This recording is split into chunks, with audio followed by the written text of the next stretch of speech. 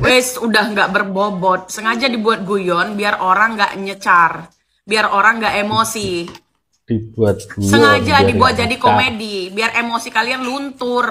Pertanyaan macam apa itu di pengadilan? Yang jeratan hukumannya hukuman mati atau seumur hidup di penjara, guyonnya kayak gitu. Ngaji surah apa nggak jelas, sumpah deh.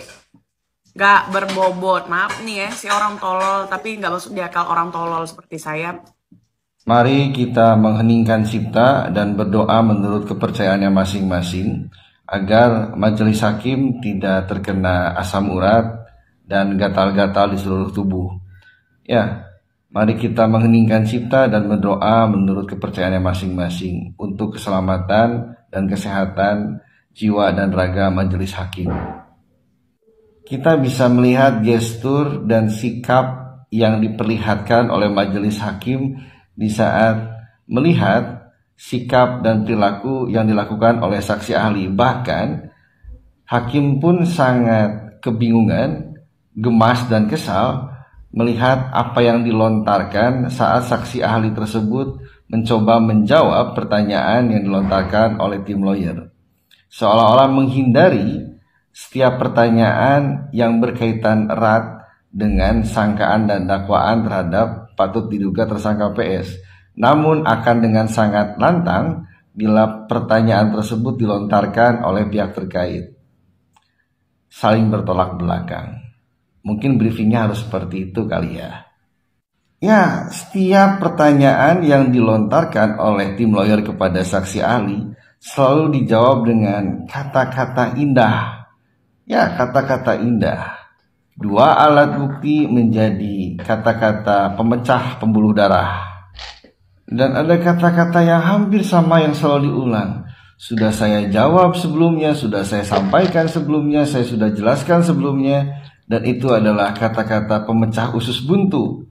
Ya, tensi darah mendadak naik, emosi bergejolak seakan-akan tinggal menunggu waktu untuk memecah kebuntuan. Dahsyat bukan? Bila sidang gugatan pra peradilan kemarin layaknya stand up komedi karena kita dibuat terpingkal-pingkal, tertawa hingga sulit berhenti, bahkan lambung pun berasa dikuras, ya terlalu banyak tertawa. Bila kali ini sidang gugatan pra peradilan di hari ini rasanya sangat menguras emosi dan jiwa, ya begitu mengesalkan, menggemaskan, ya dahsyat. Sudahlah.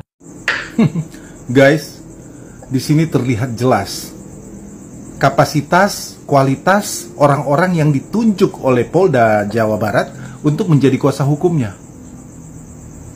Pertanyaan yang sangat tidak bermutu. Sah atau tidak penangkapan dalam KUHP? Itu masih mereka mempertanyakan ke ahli. Ya? Anda sebagai orang yang sudah duduk sebagai kuasa hukum, sudah ditunjuk sebagai kuasa hukum, Anda tidak paham untuk hal yang sangat sederhana itu. Haruskah Anda mempertanyakan ke ahli?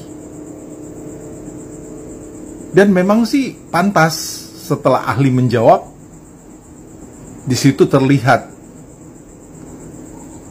minimnya pengetahuan Anda dan tidak capable-nya Anda dalam menjalankan atau menangani proses hukum, karena Anda sendiri pun ternyata tidak paham. Ya, jadi Anda yang sudah membuka aib sendiri, yang sudah mempermalukan, dan ya Anda juga mempermalukan kepolisian, karena kepolisian mempercayakan Anda agar bisa menunjukkan kapabilitas Anda sebagai kuasa hukum yang ditunjuk oleh Polda Jawa Barat untuk menjadi orang yang benar-benar pinter, orang yang benar-benar ahli juga dalam menangani dan menghadapi kasus ini. Justru Anda menunjukkan kekurangan Anda di sini. Kasihan deh lu. Dan satu poin lagi yang Anda sebetulnya di sini mempermalukan juga kepolisian. di mana Anda mempertanyakan keterangan ahli bahwa untuk mengambil sidik jari tersangka dalam hubungannya untuk kepentingan sidang itu harus didampingi oleh notaris. Tetapi Anda membandingkan dengan pembuatan SKCK di institusi Anda, yang Anda katakan bahwa pengambilan sidik jari untuk SKCK tidak perlu ada notaris.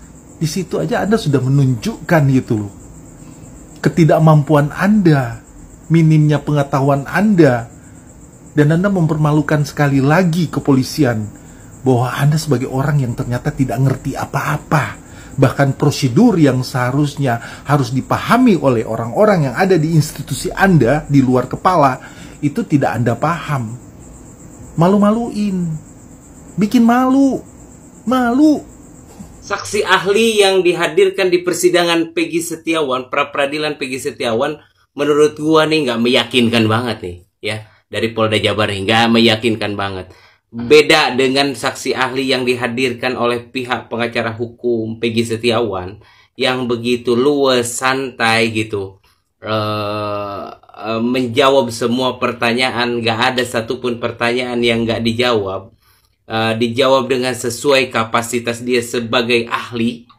Nah, kalau yang dari pihak Polda Jabar nih banyak menyek-menyek, banyak pertanyaan yang nggak dijawab, ya kan? Ya. Kosong, ya kan?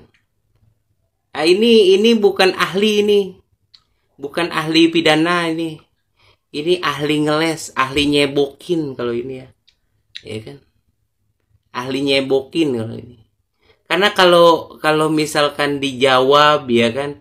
Kalau nggak dijawab blunder, ya kan? Dijawab pun blunder.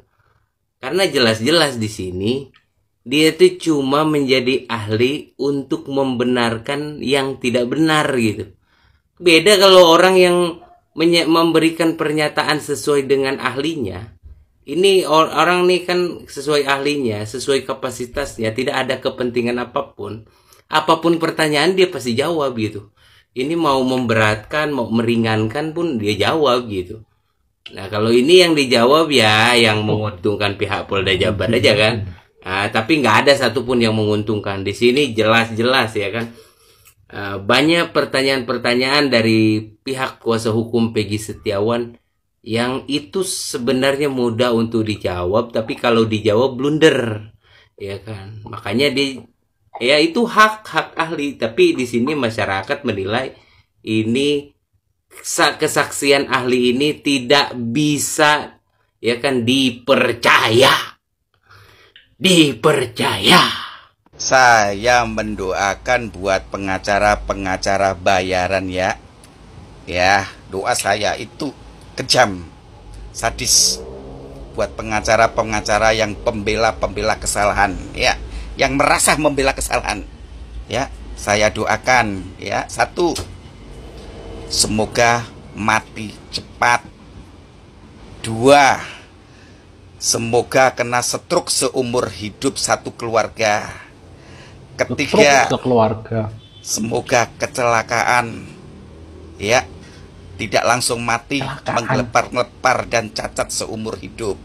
Dan yang keempat, semoga mati kalian tidak akan langsung mati sebelum kalian minta maaf kepada orang-orang yang kamu dolimi.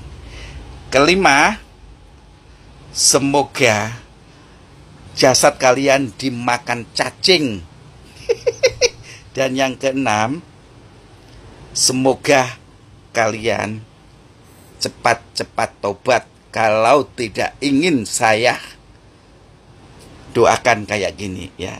Ini khusus untuk pengacara-pengacara yang bayaran, yang disogok pakai duit mil-miliatan, yang merasa pengacara yang tidak jujur. Mudah-mudahan doa ini terkabul, insya Allah, buat pengacara yang jujur, dapat ridhonya Allah, dapat syafaatnya Allah, dapat doanya dari masyarakat Indonesia, dapat dimuliakan Allah selalu derajatnya ya. Amin ya robbal alamin. Tobat ya, tobat buat pengacara yang bayaran itu yang pembela kesalahan ya.